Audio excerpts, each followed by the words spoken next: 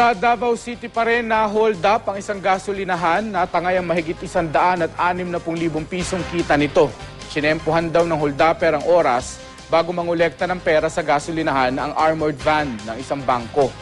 Makibalita tayo kay Teco Campo ng GMA Davao. Nilimas ng hold-upper ang kita ng gasolinahan sa barangay Bagua Playa, Davao City. Kwento na may-ari at mga empleyado ng gasolinahan. Bigla na lang pumasok sa kanilang opisina ang sospek at nagdeklara ng hold-up kahapon. Nakaitim daw itong helmet, itim na jacket at maong na pantalon. Armado rin ng baril ang sospek. Pagsulod ako diri, dito nagipantiuna namin niya og kuan baril. Nya dito nang hupo na lang mi ko sir, kuan na lang natanan sir, I lang me love tea, sir. Hold upper na pala. Tinitignan ko yung baril niya kung totoo ba kay sunggaban ko na lang ang ulo niya. Pinapasok pa raw ng hold-upper ang mga biktima sa loob ng banyo bago tuluyang tumakas.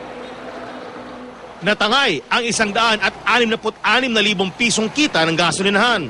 Pag humanyag kuha sa kwarta sa lamisa, gikulong niya da sa CR. Siya, ayaw mo gawas diri ha, mo gawas mo diri kay pambarilon tam. Tumakas ang sospek sakay ng motorsiklo. Hinala ng pulisya at may-ari ng gasolinahan. May inside job sa nangyari. Tila alam daw kasi ng suspect na nakatakdang kolektahin noon ng armored car ng isang bangko ang kita ng gasolinahan. Medyo na idea ang katong maong suspect. So ginapalo pa sa karon.